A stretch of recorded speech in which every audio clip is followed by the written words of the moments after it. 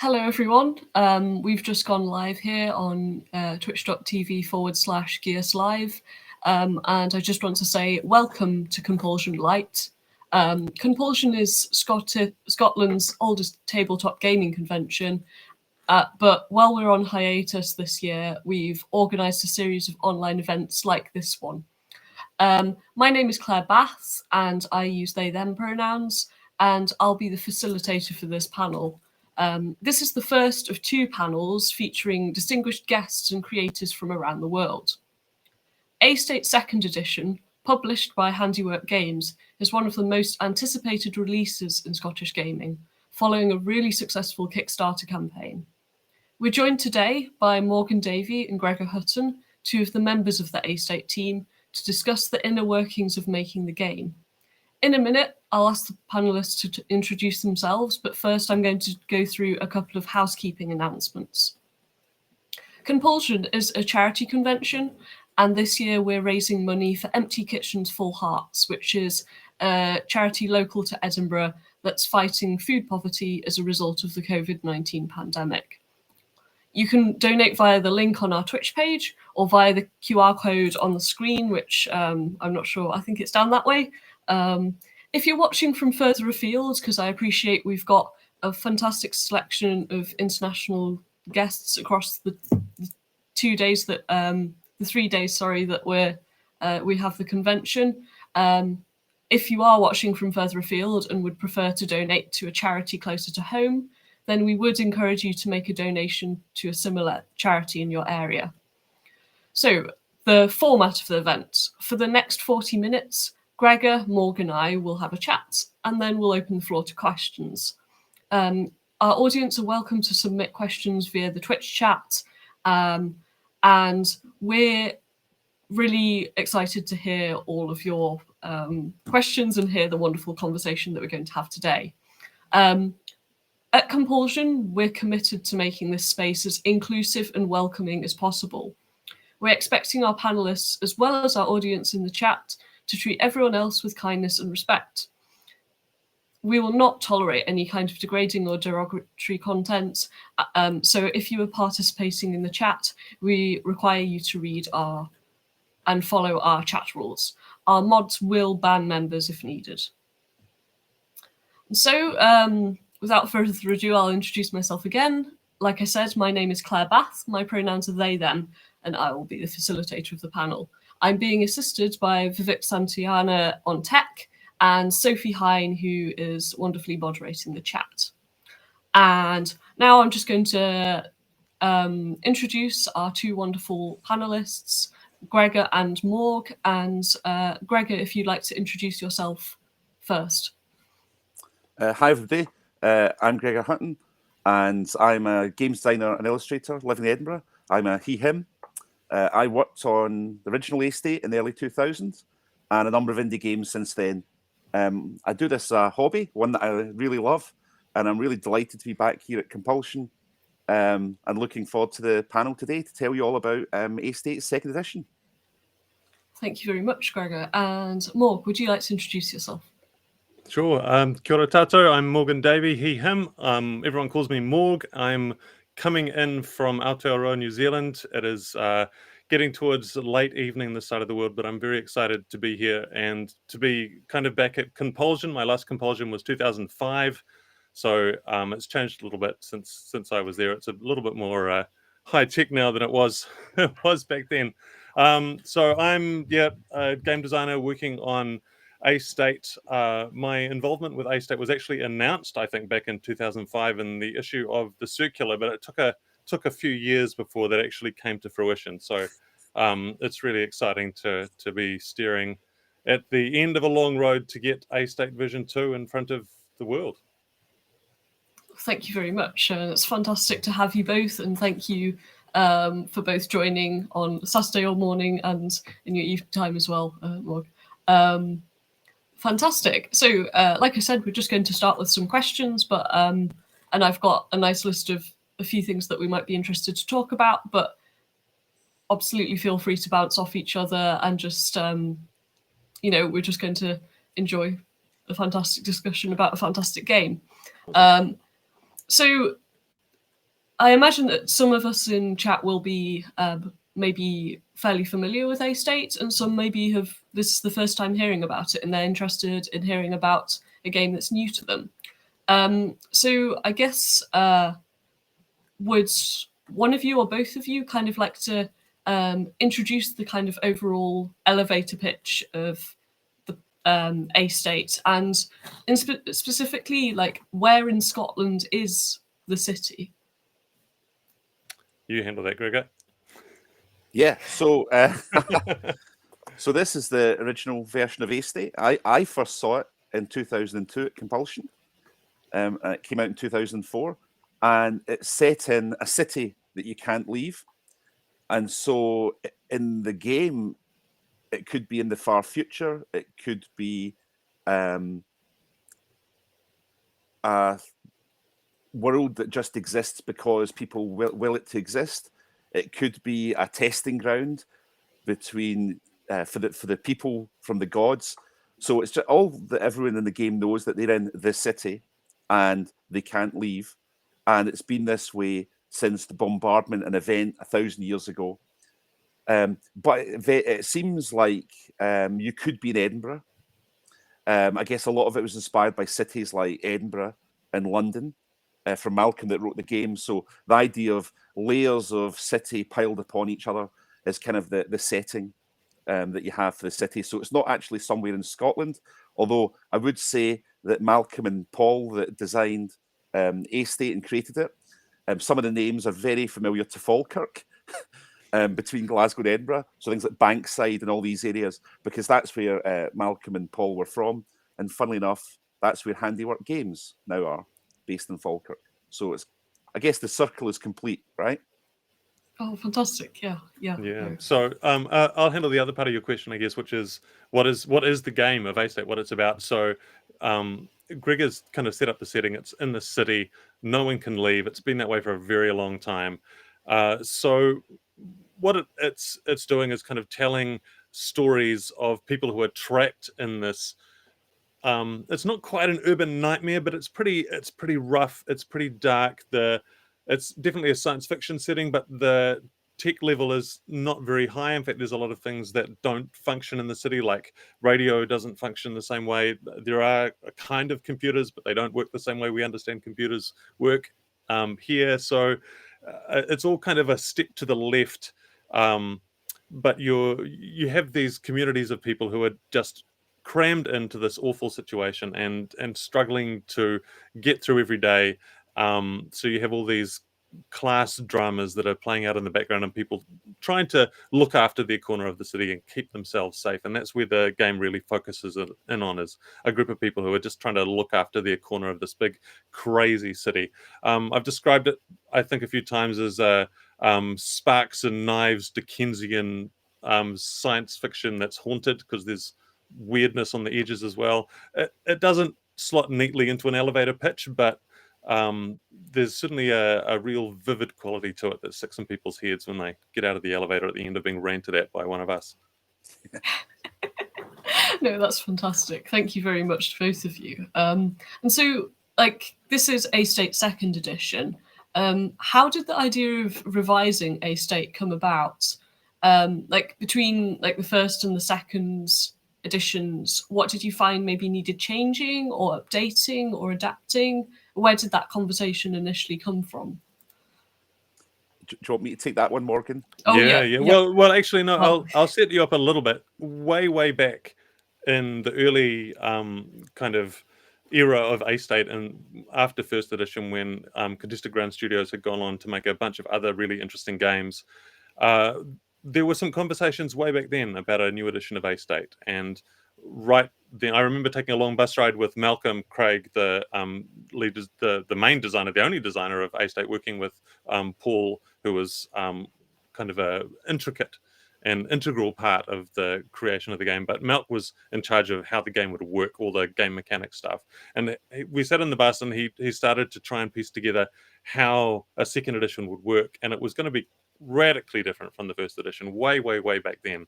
But life happened as it does, and that fell by the wayside, and it disappeared. I thought it was probably going to be gone forever, but then I guess, Gregor, you come in here.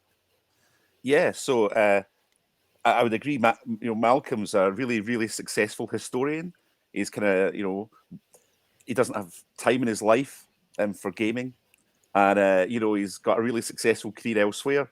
And the stuff that was all done stands on its own 2 feet. It's would you need to go back to it? It'd be really nice to do it. And then I was in Perth at a games convention in Perth, Tabletop Scotland, and there was Johnny Hodgson from Handiwork Games and Paul Bourne, who I know really well. They've both done covers for some of my games, and we've known each other forever. And they said to me, "We've been speaking to Malcolm. He might actually do a second edition." And I thought they're pulling my leg. No way. And we had a conversation, and I said, "Well, if you're going to do a second edition, obviously they would update the artwork, and there's things that Malcolm always wanted to change. When you create something, there's always things you'll change. But I think time moved on, and with the distance, you could look back and say, well, I wouldn't have written it that way, or I'd have presented it differently, or some of the content." And they said, "Well, what about the system?" And of course, when you're designing a game, what's this game about? How's your system making the game about that? And what's it incentivizing the players to do? And Malcolm always felt, for a long time after he'd published the first edition, that the game system, which was a fairly vanilla percentile system, really didn't tell you what the game was about. It really didn't tell you how it was about that. And it really didn't guide players to make decisions about what their characters would do in the game. And we had a chat, and I said, "I need to bring you up a copy of Blades in the Dark for you guys to look at. I'll bring that up in day 2 of the convention." And I think at that point, they started having serious conversations about how that system, does it fit very well? I thought it did. And I suppose when you're designing a game, do you create a brand new system? Do you take an existing one? Or do you take something that's open source or available, and do you then make the changes necessary so it really is about what you want this game to be about? And the great thing about A-State is in the setting, it is so rich, and it's such a inspiring sort of setting. There's so many things you could do, and it's like, okay, if we can find out exactly what you want it to say, then there's a challenge then to make a system that really brings that out. But that's how we sort of came about what we would change about the system. I think the system is the thing we would change. The setting, the general setting wouldn't change, but there was tweaks within it. There was content that we'd want to change, and we'd want to emphasize some other things. Things that you wish you'd spoken to yourself 20 years before. Fantastic, thank you very much. So was it what was it particularly about the kind of Forged in the Dark that drew you to using that system? So for me, the thing about Forged in the Dark is that it's got a sort of play cycle to it. I think some people get maybe sucked in too much to being, it's very mechanical in some ways. But actually, the bigger picture is it's got a play cycle in it that's not dissimilar to what you could do with A-State. The one thing I'd say is that some of the current Forged in the Dark games that are out there, they very much focus on thievery and whatever. And we're saying, well, actually, the cycle we would want is not that cycle. The cycle is not about prowling and stealing. The cycle was more about defending and caring and generating trouble, and it's a sort of self-propelling engine to generate stories. And Morgan can maybe talk a bit more about that, but I think what drew me to it was that it had an established user base, if you like. There's people that can play the game or know it. You wouldn't be having to create a whole system from a blank page, and people could find it a gateway. And I suppose I thought the system would be very good at making it easier to play A-State. I think that was the key thing for me. Like, let's take a burden off of the players. Let's get them in character, get them enjoying this world. And the system can do a lot of the lifting for them, rather than the GM or the players having to have negotiations at the table right, about what actually we want out of the game, you can bake that into the system. But I don't know, Morgan, when we spoke to you about it, what attracted you to it when you saw Forge in the Dark and the possibilities of play? Well, when I was brought into the project not too long after those conversations that you were talking about, Gregor, and John hit me up and said this was happening, and Malcolm might lend his voice to make sure that it was all going to be running to the right direction. I was very excited to know that it was going to be a go. But I think it was when I heard that Gregor had picked up Blades in the Dark and the Forged in the Dark engine as a basis for it that I saw how it was going to work. I could just it was all laid out there in front of me. I think Blades in the Dark has a lot of immediate comparison points to A-State. You have this single city that it's set in.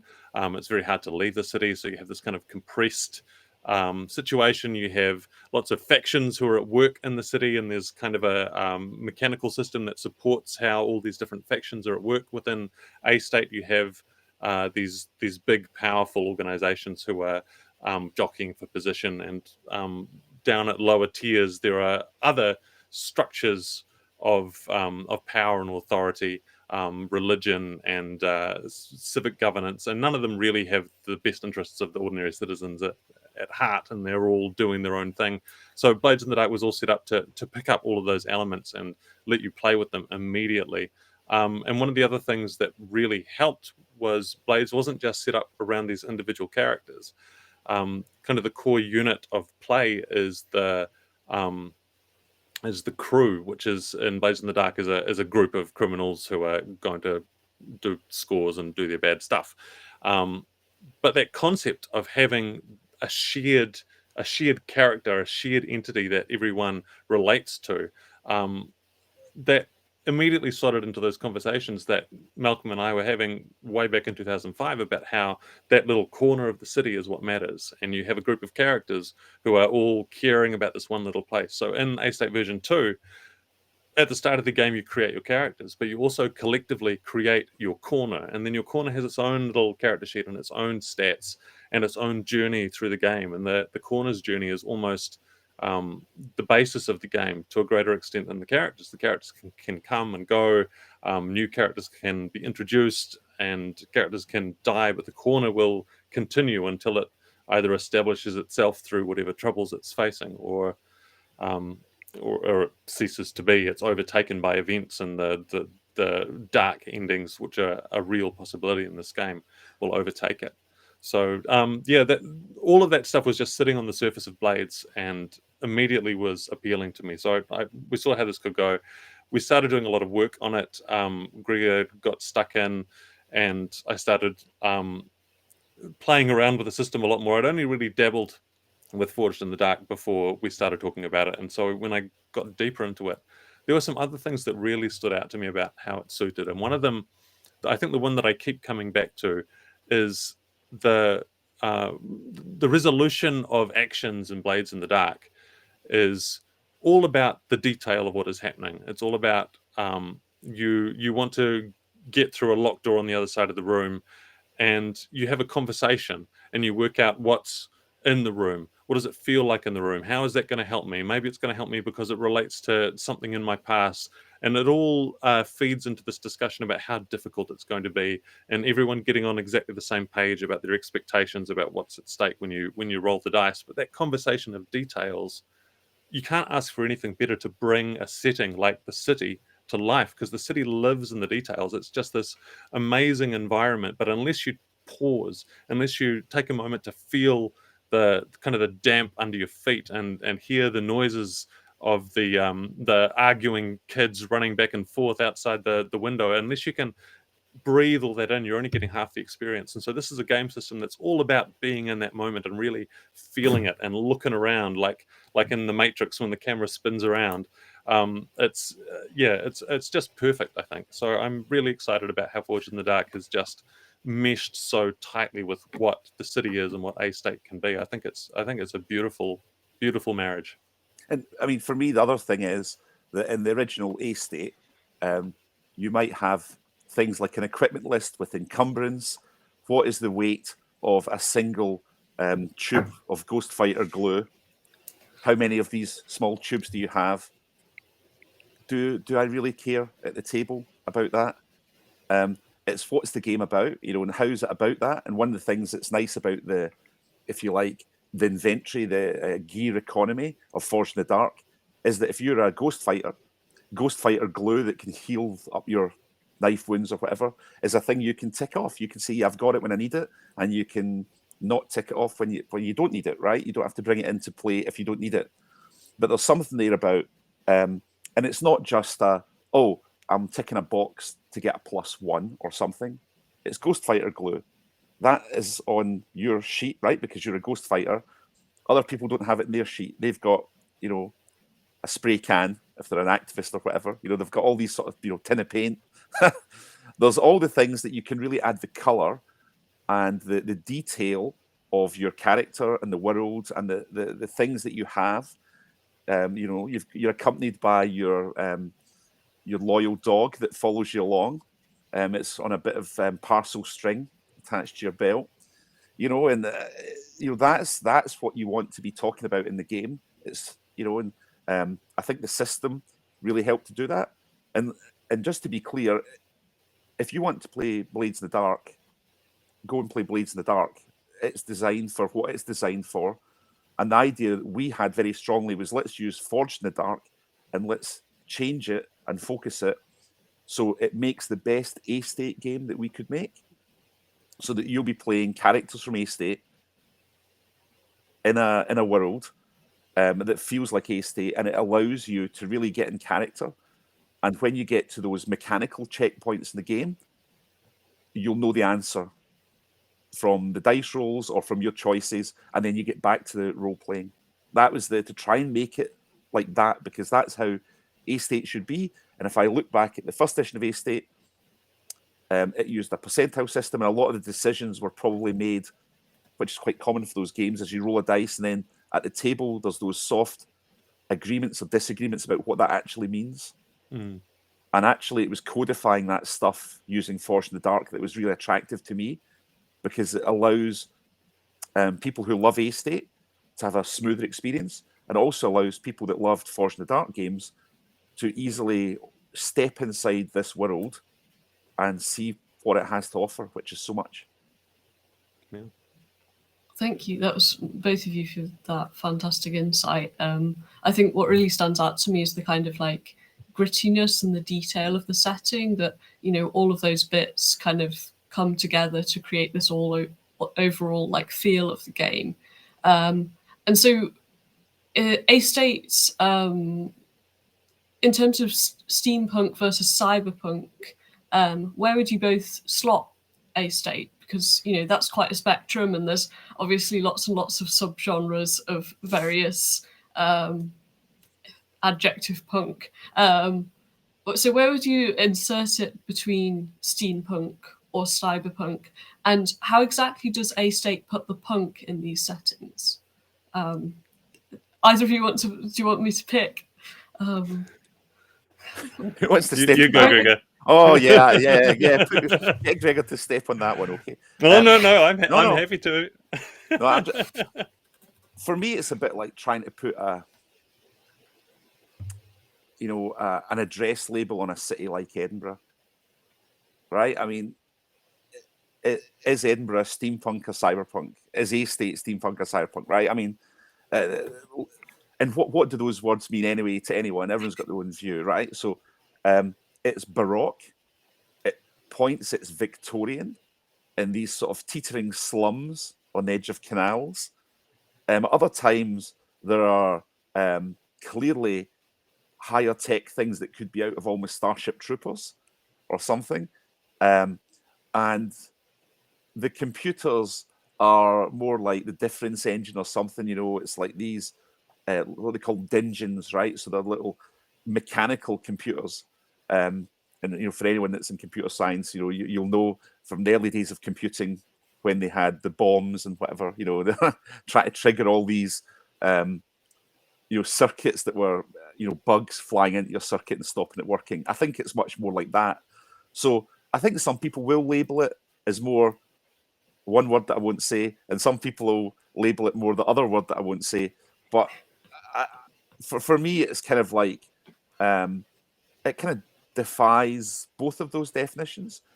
I mean, for me, the funny thing was when Malcolm wrote the game back in the early 2000s, I don't know, so early 2000s, but Malcolm was moderating a cyberpunk forum for fiction, for novels, right? So his inspiration was reading all the original fiction, right? Not the role-playing game, and all this stuff. So, I mean, very well read with cyberpunk fiction, but also very, very well read with a wide variety of science fiction, which fed into his great love of history. So for me, it's, you pour one giant bucket worth of science fiction into a pond, and you throw in buckets of house bricks from Victorian era, along with a love of history and of people, and you mix it all in, and you say, well, what would people do if they couldn't leave a city like this that was piled over centuries and generations of people? What would that look like? So that's how I'm not answering it, Morgan. Do you want to have a go at answering it or not answering it? I think that was a pretty successful non-answer. I think A-State has always kind of tried pretty hard to avoid any kind of label like that getting attached to it. If Malcolm ever saw either of those labels on the horizon, I think he would turn his creative brain and head in the other direction. And I think that's been true since the beginning of A-State, and it's still pretty true now. Where obviously there are, as Gregor said, common features. There's like guns that shoot off sparks when you fire them, which is a steampunk kind of thing. But when you start looking at it, all of the social inferences and the story possibilities that arise out of that don't really go in any direction that steampunk expectations might call for. So I think, it's a game that is trying to jump over those labels maybe and land somewhere interesting on the other side of them. The one thing I will say about punk is, where does punk come into it? It's definitely a game that punches up, not down. So that's this isn't a game about you playing some sort of overlord smashing down on people underneath you. This is about you being part of those people underneath and trying to make it better for the people on the ground. And the game system in some ways is the thing smashing down on you. Every time you do something, there's consequences which generate more troubles. The player characters are called troublemakers. We had a bit of a discussion about that in the early days. Like, is that the right word? And what you've got to think is the system in the city doesn't like trouble. It would quite happily grind everyone down. And your troublemakers are causing trouble for that system because they're fighting against that grinding and trying to bring hope to at least part of the city. So the idea is definitely that you're not punching down on people, you're fighting upwards, I think. So if I can see that people would say, well, where's that punk element from Neuromancer? Neuromancer's not about it's not about the evil corporations winning or whatever. It's about these Case and all these characters and Molly in a situation that's bigger than them fighting upwards. So I can see a lot of parallels to those sort of things. Yeah, no, that's a really good point. I think the kind of using the aesthetic of punk can mean that some of those, like, more dealing with those political and social issues can get lost. I think it's really important to keep them in. What would you say in terms of, with all these like layers and drawing bits from British history, what kind of things like imperialism or other socioeconomic issues would you say kind of engaged with in A-States? So you take somewhere like Mōrgue, which is a sort of iconic setting that you maybe start in, and they're right next to the Three Canals Metropolitan Authority, who would quite happily annex Mōrgue for its resources. And within that play, there's all these different sort of bodies or organizations that are maybe supplying arms or electricity or resources to these things. So there's a lot of definitely a feeling of the haves and have-nots, and that's definitely a sort of echo of the idea of imperialism and the idea of people having wanting to have control over people as resources, not as people. So I think there's and I guess one thing we really wanted to have was to point out that's not a good thing. That as a game, right? And a lot of games say we're going to be totally neutral in that, and you're like, no, it's not a good thing to be part of that horrible tier 4 faction. And the idea of tiering, you start at a very low tier, and your troubles are local, but for the GM, you're thinking, actually, what disturbance elsewhere caused that trouble for you locally? And the idea is you advance and play and you go up in tier, that actually you can start to take on these broader sort of factions that are working against you. Do you want to say anything about that, Morgan? I think, you've got it, really. The city is a place where power has become heavily stratified, and there's kind of this steady, eternal almost extraction from lower levels to the higher. And of course it's a pyramid. There's not so many people at the top, and everything is kind of being just sucked upwards eternally. So it's a closed system, which means that it's not it doesn't become an easy analogy for imperialism or colonization or things like that. It's all absolutely locked in place, and the fiction kind of does some creative things to show how that the society can sustain itself and kind of be just circular enough to continue existing, while power and resources just keep accumulating at the top. And the perspective of the game, of course, is what does that look like down at the bottom? It looks like just constant extraction, constant pressure. And I think that's something that is being experienced really widely right now. There's increasing inequality all around the world happening at the moment. The dread word austerity has just acquired a pretty brutal meaning in the last decade or so. And A-State it kind of captures some of those tensions and some of those anxieties and some of those very real injustices, and just puts them into the setting where you're never going to be in a position to solve society, but you can help some people and you can deal with some problems and some threats, and that's got to be enough, because that's all you can do. That's all you can hope for. And there's a game design point of view, Mōrgue. So how do you codify that in the game? And you've got trusts. So these enemies are called trusts, and they have claims. There are things that they claim ownership of, and there's things as a corner, as your group of troublemakers.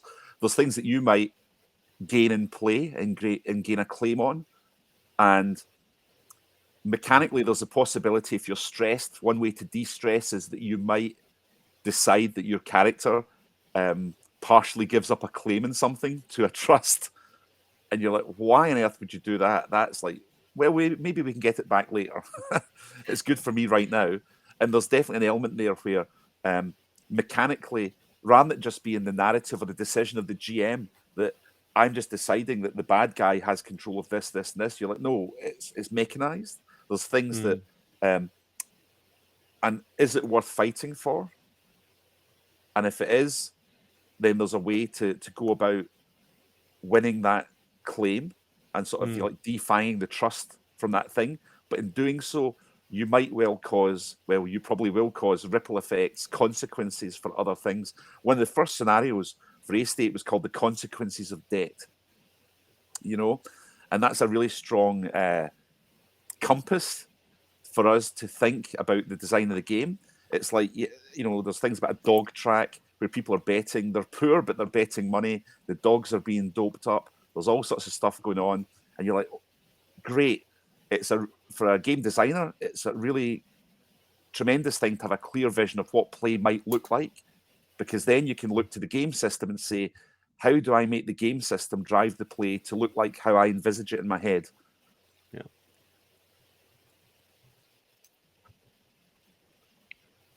Okay, so last kind of quick question before we invite questions from our wonderful audience. So audience, make sure your thinking caps are out of your cupboards and put on to pop some questions in chat. So I guess because we've got you both from this like literally two different sides of the world, I guess like it would be interesting to hear both of your experiences with bringing where you're living into this. So like more like how would you say the like issues that a state engages with, some which are very central to Scotland, some of which are kind of unfortunately quite global issues. What would you say the kind of things that you resonate with or find a little bit specific to Scotland, and your perspective overall from currently living in New Zealand? It is a good question, because here in Aotearoa New Zealand, the overwhelming lens that you apply to what's going on here is one of colonization. It's just underpins almost everything that's going on in our society and how we are grappling with it now, and progress slowly being made. The city and the setting of a state don't, as I say, don't really have any space for approaching that context metaphorically. The closed system nature of the city doesn't really allow it. But as we've talked about, those ideas of extraction and powerful forces from on high is still something that I think I can relate to it, thinking about how this country is small on the grand scheme of things and kind of has to travel on the wake of decisions that are being made far away. For a long time, it was decisions that were made in London that determined the fate of our nation, and then it was the United States. Now, increasingly, it's what's happening in China that is causing huge influences on us. So, there's a lot of kind of emotional connection to the idea of being some people in a little corner of the city dealing with the tidal forces happening high above. That kind of resonates a bit. And maybe something else about the New Zealandness that I'm bringing to this is I remember what it felt like coming from this country with its kind of small towns and small cities, and arriving in London for the first time, and seeing Glasgow for the first time, and seeing New York City for the first time, and just kind of the overwhelming extent of the urban environment around me. And as Gregor referred to before, just the layers and layers of history there. My favorite thing to do in London has always just been to walk around, because everywhere, every single street has been so many different streets before that. It has so much history, and you can feel that in a way that when I walk around even the largest cities here, that history isn't there because there's been no time for it to accumulate. So I think that trying to capture that feeling is certainly part of my approach to this game, because to me it's something really. Magic is kind of too optimistic and happy for what A State is about, but I'll stick with magic. There's something magical about the city and that setting, though. So hopefully that will help me get there. Thank you. That was really, really helpful. And Greg, do you have anything to add to that from maybe your Scottish perspective? Yeah, so I think there's an example. I once I went to Atlanta, Georgia, and as I looked out the plane window and the approach to Atlanta starts a long way from the airfield, and the lights just went on forever because they just build outwards. And that really struck me to reflect upon life in Scotland. And the idea is that I remember meeting Malcolm in the Holyrood, what's now the Holyrood 9A pub near the Pleasance. And, some people would maybe come through in the train, and when they see a map, they walk up North Bridge, and then they realise that, I'm like however many meters above the road that I need to be on. So A State is a bit like that, right? So there's that thing about when you've been in the old town of Edinburgh, the idea that everything's layered upon it. And I think that there's not that ability to build outward like there was in Atlanta. And that made me think, because I did that in 2001, and then I think, oh, here's me then speaking to Malcolm and Paul about A-State at Compulsion 2002. And you're like, wow, yeah, it's condensed. By necessity, you have to layer things upon the other. And that sort of feeds into the game, some of the game choices about, how do we describe things? How do we communicate that well to people from different parts of the world that might play the game? That their experience is that cities go just continually outward, that you can leave. And you say, well, actually, maybe you can, and what effect would that have? And I suppose the other thing is that despite all these things that have happened, we still persist as people, okay? So no one's given up. Humanity continues onward. And there's a thing there about why does it continue onward? And it's that thing about the oldest sign of civilization is a broken leg that's been reset, okay? It's not a sign of some warlike thing. It's, the someone's looked after someone else. And how do we put that into the game? So I guess there's, all that sort of stuff that goes in where we've got a history of being a curious nation that's looked outward and inventing things and seeing things differently. And it was trying to sort of merge all that in there and also not turning away from the ugly things of Scotland. I'm sure that's in there too, for certain. Thank you. That's fantastic. It's incredible to hear just all of the little bits that you have both personally and kind of as developers. So I guess that's the questions from me. We've got a couple of questions coming in chat.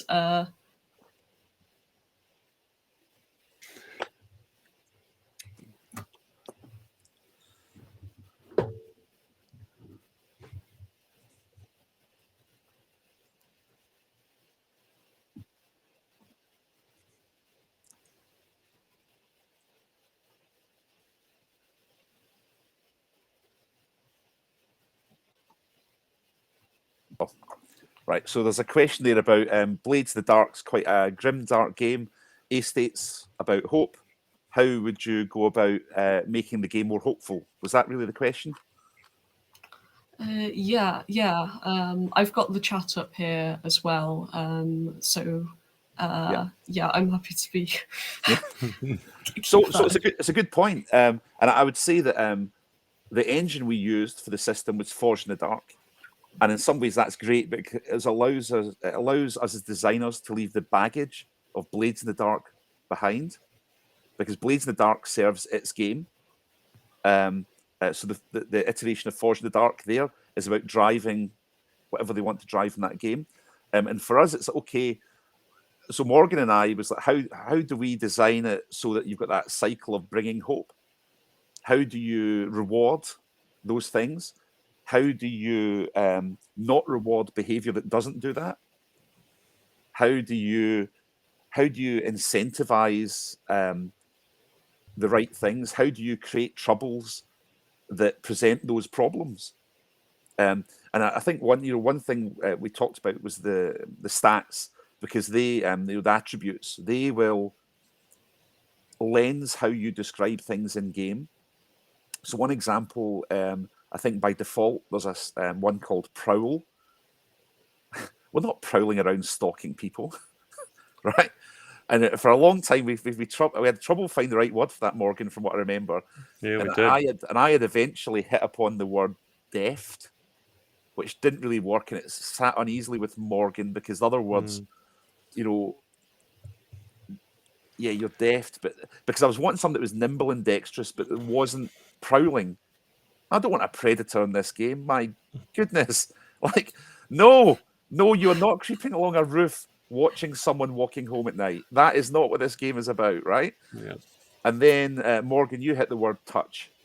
And it was like, wow, so touch can mean so many different things. It can be the light touch of someone to gently lift something, a latch on a window to sneak in, or it's just the lightness of touch, but also you can use it in different ways. And when you've got the word touch there, it's not loaded with the words that prowl has. It's loaded with different things.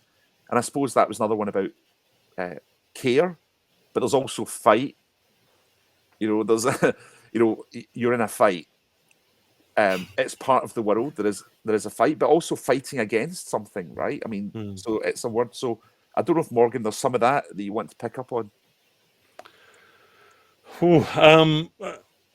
We spent such a long time going over those actions in the game. The Blades in the Dark is built on Forged in the Dark games are built on a list of, I can't remember how many. How many is it? 12? Is it 12? No.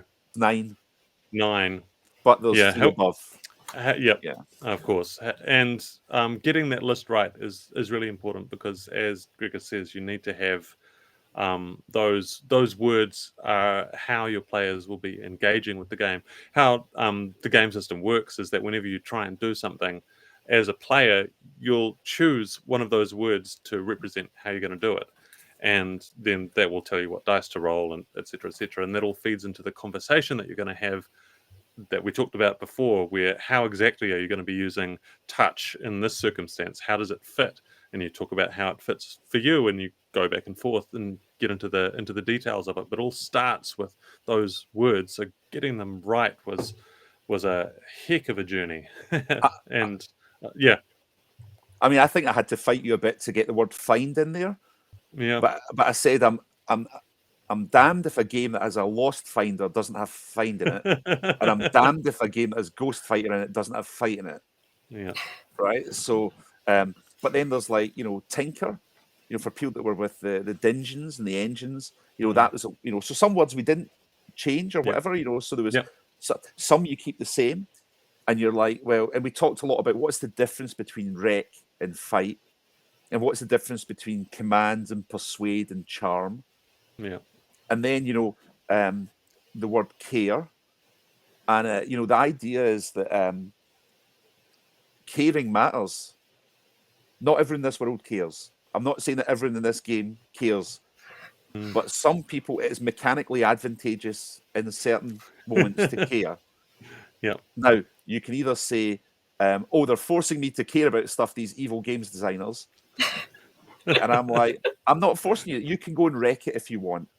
Yeah. But the consequences of wrecking something are quite different from the consequences of caring for something. Someone's poisoned your dog, you want to care for it. Yeah. And, and caring for your dog will give you a mechanical reward. It might also bring complications. But, there's something there about not all characters are the same, and the iconic characters, you've got the Lost Finder, Janusz Kripic, and Jane Card and all these people. And I think once we'd found those words right, I think it was relatively easy for us. It was easier once we'd got that stuff right to then describe those characters in those ways, because that's how we'd come about the words. It's like in a circle. And then the idea of generating hope and improving the lot of your corner. So there's things that you could do that would be advantageous for you in the moment. Oh, I'd gain this thing, but actually it would work against the corner. Yeah. So I just want to pick up on what Gregor was just saying about having care as one of the actions in the game. It's something that we've talked a lot about in the marketing of this game, because we think it's a real strong kind of communicator of the values that we've built into it. What we're trying to turn the camera towards, you might say, in this game is that caring is it's a pathway to getting stuff done that matters in the game. It's not something that can be safely just left and ignored and covered off in a sentence. There's system there, so you're being told that if you want to put caring into your game, do it. Make a scene out of it. Show your characters feeling that emotion or trying to connect with other characters. It's something that actually matters to your experience of this game. This game is about that as much as it is about wrecking stuff and punching people in the face. Caring is key in there, and I think one of the reasons why that's important is because the city is a bleak setting. It's really quite horrific. There's stuff in there that is deeply upsetting, and we haven't really held back on how upsetting some of that stuff is. We've kind of approached a lot of it differently because we're older and wiser now than that first edition was, but yeah, the darkness in that setting is absolutely still there, and if anything, it's even darker now than it was before. And approaching a game like that, you have to wonder why you would, and I think having that word care front and center, that's the answer. That's why you want to go into this horrible, dark city, is so you can experience that little moment of caring as a contrast to it. It's like it's going to keep you emotionally safe as you go into a really dangerous environment. And then the word grief is in there too, right? So you get grief. So it was and then when you work things out at the table, it was trying to think, let's not be bound by what other games using that system have done. Yeah. And one thing is, I had to go and look up there in another book what the old name for it, but we talk about risk and reward, right? Try and put it in simple terms. But you got a situation. What's the risk? What's the reward? Do you want to take more risk for more reward, or do you want to take less risk, but you'll get less reward? And put it in. And do you want to take grief? And it's not saying that you'll take. I can't remember. Is it stress? Is that the word? And we're like, no, it's grief. Or devil's bargain. Is that that the old term for it? And it's like, it's not a devil's bargain. You're going to get grief over this. And I think we're hoping that people playing the game would understand that in this context of these people in this world. And it's trying to make it as center you and your character as much as possible, and allow you to bring your whole self, your character's whole self, into the game. And it's okay to be vulnerable. And the system is there to support that. As other players, we will not abandon you. We'll be here to play how we want to play. And it's embedding that in the game system so that you can get on with just living as your characters and telling the stories. And there will be consequences to what you've done. And it's like, bring it on. It's a trouble engine. It's what Morgan called it. It's such a great term. In that you generate more troubles. And as the game designers, it's to try and say, well, here's a system that's going to generate things that echo the fiction, because the fiction speaks for itself. The world is such a rich setting that you want people to enjoy it and interact with it and seek out in the setting what they enjoy most. Yeah.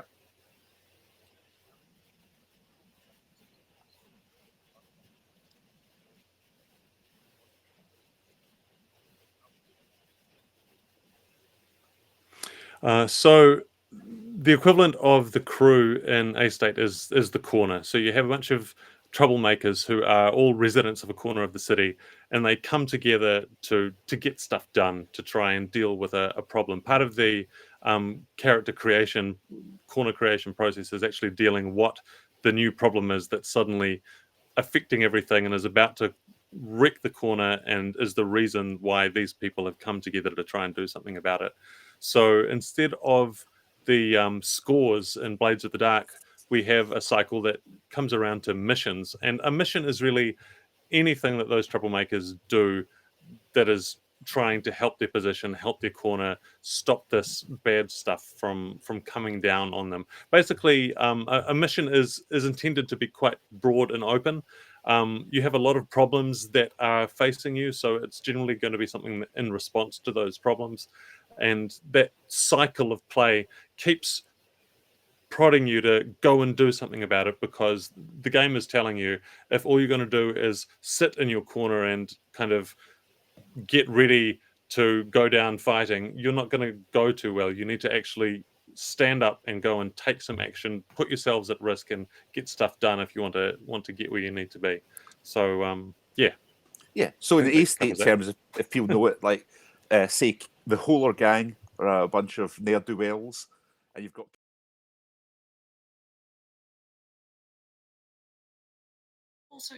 also like someone's got that touch. It's like that special Yeah. Yep. We were exactly going for that. Whenever I think of it, I immediately think of someone playing pool or snooker, and Oh yeah. just that little tiny little touch, and yeah. Ah. Yeah. I was thinking more about. I'm just gonna say putting something fine on the top of a cake. Yeah. Yep. It works. A finishing touch. It's all you get. All of these lovely little associations come out of it. And there was a second part to that question, wasn't there, that we hadn't got around to answering? The two parts of the question were about like the score, which is the bit you answered, and then someone was asking about like flexibility and character customization. Oh yeah, there's loads. Yeah, there's loads. Yeah. So there's like archetypes, like there are Yeah. in other Fortune Dark games, and at the bottom of them there's like variants. Quite actually, I'll go and find some here. Right. Okay. So stream is back on its feet, but we're not live yet. Vivek will let us know when we are. If you're having any like things that you want to send me in Discord instead of risking audio, let me know, Vivek. Or come stick your head around my door. Being a building. Okay, we're live, right? Okay. Sophie, would you be able to let me know if I'm on screen? I have been for a few minutes. Okay, fantastic. We're all right. I hope you all. We've just, while we were waiting for OBS to stand back up again after it fell over, we were just having a bit of a nerd out about the terminology used and talking about touch and all this, and how, like, I was saying how excited I was about like the specifics of all that and how much gravity it has. I guess the like last bit, we've got time, a little bit of time to run over. Our next panel will be at 1 o'clock, but yes, as Alan's just pointed out, the stream does get a second edition as well. Yes. So I guess the kind of last question we can maybe finish on before I do a little bit of spiel about what's coming up, and there'll be a little bit of space for you to do your whole pluggy thing, is like about like customization and flexibility and character creation. And you've talked a little bit about this idea of the corner being the kind of something that's also created in character creation. Could you tell us a little bit about that? Yeah, so the question was, is there a lot of options in character creation? So one of the things is that there's, if you like, archetypes. And I suppose one thing to orient people to the game is that they might think, oh, there's an activist and a dungeon smith and a ghost fighter, but actually the archetype is the line below that. So an activist is a type of stalwart, a dungeon smith is a type of devicer, a ghost fighter is a type of warrior, and the example would be a sneak thief. So we've got a sneak thief in there, and they've got special abilities about being a shadow, or they're tough as nails, or word on the street. But other types of wastrel are an artist, or a mudlark, or an urchin. And it gives some alternative sort of stat profiles for those. But in terms of generating the character type, it's quite flexible. And I guess the idea is that the main ones we put in the rule book, which is going to be larger than was funded in Kickstarter. I think I can exclusively reveal that it's going to be closer to 300 pages. That's why it's taken a bit longer than we thought. And just to give a quick plug to say, late pledges are open till I think Tuesday. And the hope is that the final PDF is going out to backers this coming week. So if you back up to Tuesday, you can see the PDF later in the week. But the idea would be that we would recommend the iconic characters are an activist like Jed September, a ghost fighter like Jane Card, a lost finder like Janusz Kripic. They're the kind of iconic ones that people probably love if they knew the first edition. If you didn't know the first edition, great, you can actually see all of the options, right? Because it's whatever sparks imagination in your mind about the game. You know, the devicer I mean, they've got like a fulgurator, a scientist, a wiretapper, as well as the dungeon smith that makes these little mechanical engines, if you like. So there's lots of different things. I mean, for me, I'd always play a ghost fighter. That probably says more about me and what I like to do in games. But yeah, there's a lot of variety for what you can do. So there's a whole bunch of archetypes, as Gregor was saying, and one of the things about Forged in the Dark games and characters is that they're basically made of these special abilities. So a character type is really just a list of abilities that you choose from, as well as kind of a distinctive equipment list and a thing that gives you experience.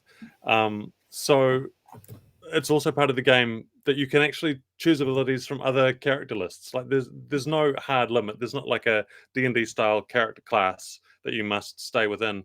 You can play with everything. So the archetypes are definitely there for you to lean on, and there are a bunch of them. But if you start to think, what else can I be? This whole smorgasbord opens up to you, and you can just use everything from anywhere in the book and assemble it. And it's all in the rules. It all fits. It all works. So you can go wild. Obviously, together you build your corner for how you want. And one of the things is corner advancement. So as you gain in impact and influence, what have you got claims on? What abilities does your corner have? And also, you might have to give things up and trade-offs. And the mechanics, kind of the game, I guess, the design was to try and say, how do we load that so that the content that you're playing at the game is inspired by the mechanics, and when you're inspired to do something in the game, how does that feed back into the mechanics, so that there's less manual handling of that stuff as a group, and that you're having to figure it out because it's not really covered by the rules. The idea is to try and give you rules that make it easy for you to pick. Oh, that would be this, or that would be this. That's how we'd look at it through the system. Great, that then drives play, because the game's about play, right? It's the game shouldn't be work. I suppose that's one thing I disagree about. Some indie designers, they say that playing a game should be work. You should have to put lots of effort in. I'm like, wow, yeah, put effort into your character in the world, but please, please, please, you should not. It should not feel like going to work when you're playing a game. Is my personal opinion. Upsets the internet. We're going to get, hot takes today. Cool. Well, on that note, thank you both so much for being here today.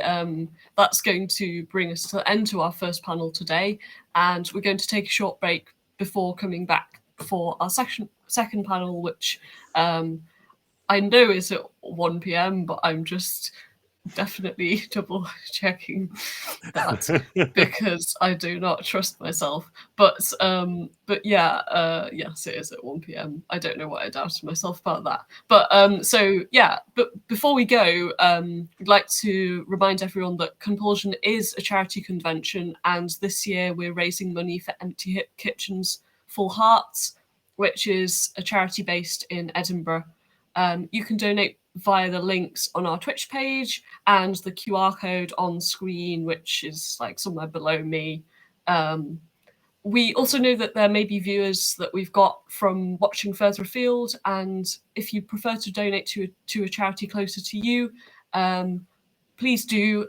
We'd like you to invite our guests now. If you have any charities that are local to you to shout out, you'd be very welcome to plug them here. If either of you want to jump in, or people are very welcome to plug to the donor link that's just been done in chat. I would just like to say that if anyone's watching and they like A-State and they've got some money kicking about in their PayPal account, please do donate up, sideways, whatever, to Compulsion's charity. You really should. It's the right thing to do. Yeah.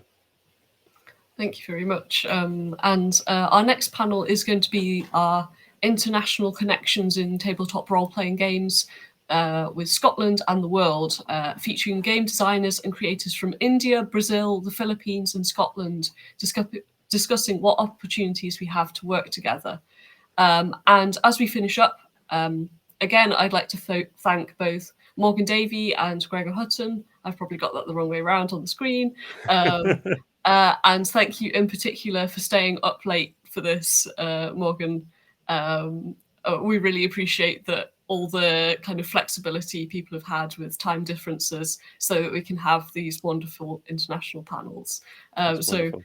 thank you very, very much. I'd also like to say thank you to our techs and mods, and for all of you for bearing with us with our OBS hiccup earlier, and all of the members of chat that have asked questions today. Thank you also to Gregor for waving some beautiful art from A-State on the screen. And we'll wrap up with this wonderful shot of two wonderful creators with two wonderful, well, the wonderful thing that we've been talking about today. And we'll see you all soon at our next panel, and that will be at 1 p.m. BST. So see you there, and thank you to you both. Thank you, everyone.